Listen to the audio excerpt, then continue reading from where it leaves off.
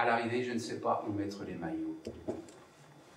J'ai le jaune, le vert, celui du meilleur grimpeur, celui du combiné, celui de la combativité. Je n'ai laissé que les miettes. Mais pour le reste, il y a un type qui m'a bouffé toute la gloire la nuit même qui a suivi mon arrivée.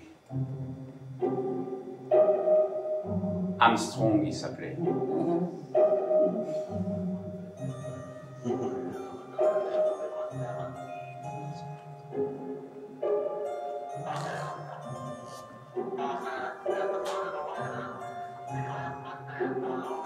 Un milliard d'individus qui regardaient dans la lucarne un semblable faire des bons à 400 000 km de là.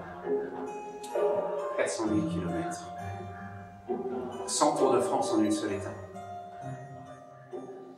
Me semer? Non mais tu rêves, Édouard. Tu veux semer un type qui est dans la situation de gagner le tour? Mais tout ce que tu vas obtenir, c'est qu'on s'épuise tous les deux. Et résultat, tu feras 5e du tour, parce que Brambilla et les autres vont revenir. Ah non, c'est idiot, Édouard. Roulons ensemble. Je le vois qui hésite. Il ne le sait pas encore, mais je crois que je n'arriverai pas à répondre à sa prochaine attaque. Alors j'insiste encore. Édouard, ouais, on roule à fond, tous les deux. Tu fais 2e, et moi 1er. Et je te donne 100 000 francs à l'arrivée. Cette année-là, c'est moi qui ai gagné le Tour de France. Et au départ, le 4 juillet 1935, il n'y avait personne, enfin je veux dire personne de français, pour oser miser un sou sur le petit belge Romain Maes. Et c'est pas tout. Le maillot jaune, je l'ai pris de la première étape, Paris-Lille. Je l'ai plus perdu de toute la course. Je suis le premier à avoir réussi ça. À l'arrivée, en Avignon, je n'ai plus que quelques secondes d'avance sur les autres. Mais je m'en fiche. J'ai vaincu au Ventoux. C'est pour des journées comme celle-là que je vis. Je serre des mains d'hommes, j'embrasse des visages de femmes. Je souris aux enfants. Je suis heureux. Même si je sais qu'il va me falloir payer le prix de ma victoire. Que ma jeunesse vient de s'envoler au sommet du Ventoux.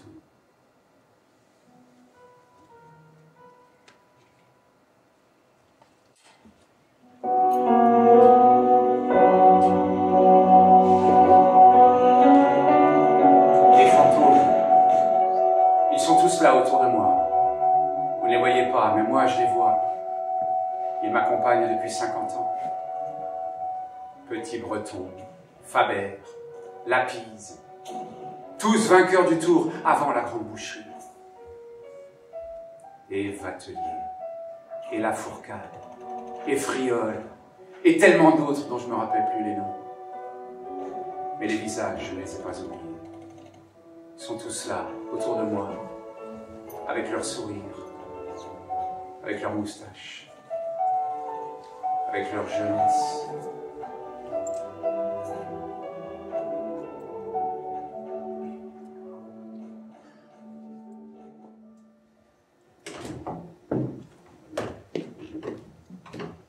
On était 3 frangins.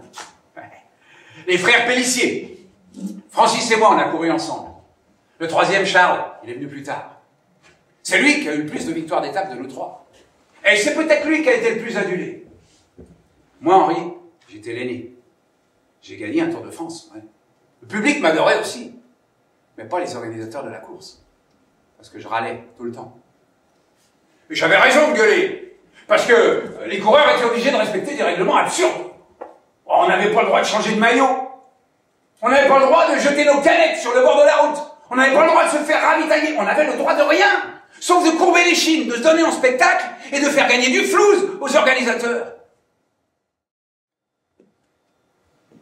En 1949, j'avais été sélectionné dans la squadra azzurra par le signor Binda.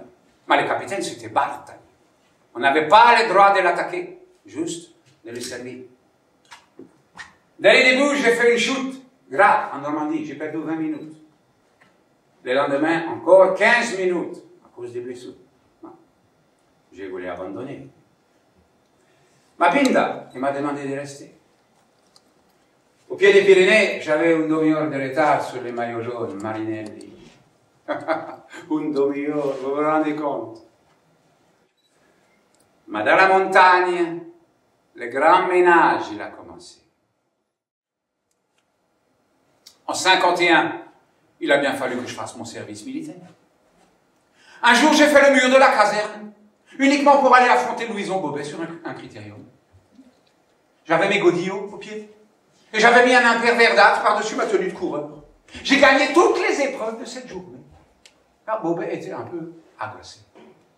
Il m'a dit, on se retrouvera dans l'école, hein, si jamais tu reviens un jour sur le Tour de France. Alors je suis rentré avec une belle coupe, et j'ai passé 30 jours aux arrêts de rigueur.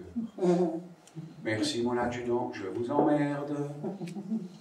Mais le Tour, j'y suis venu. J'ai vite compris que je serais ni sprinter, ni grimpeur. Oui, ben alors quoi? J'ai réfléchi. Je serais attaquant. Et nous voilà, Raymond et moi, côte à côte, dans la montée. Roue dans roue, puis épaule contre épaule. À fond, tous les deux. Ouais, visage ruisselant, en danseuse, regard fixe, maillot trempé. Tout le monde se demande lequel va craquer. Je monte du côté de la paroi, Poulidor côté du précipice. Il va encore se casser la gueule. Non! Il appuie, Raymond.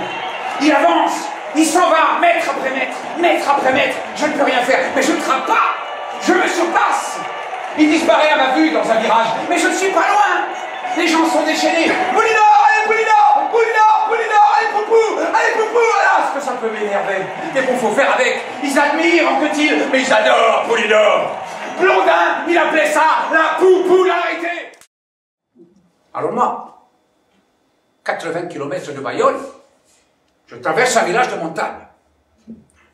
Je suis en poursuite, et tout à coup, j'ai juste le temps de voir un âne qui débouche au coin de la maison.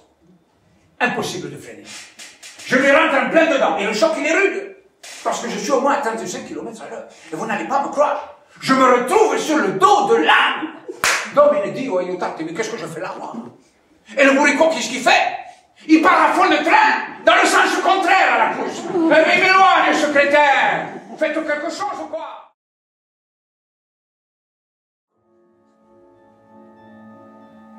Me fout un masque sur le crâne. Je vois plein de couleurs. Blanc, sable du désert. Eh, c'est quoi ça? Un hélico?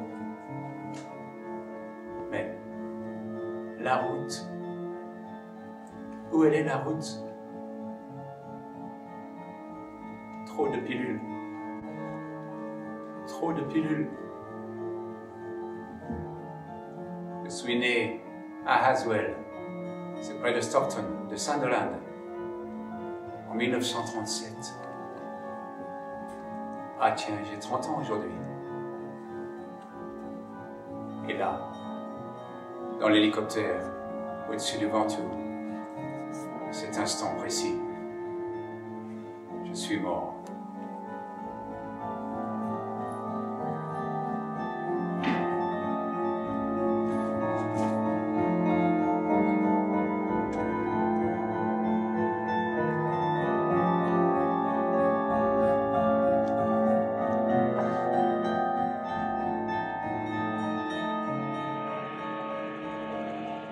Cette course est la plus dure, la plus abominablement dure qu'on peut imaginer.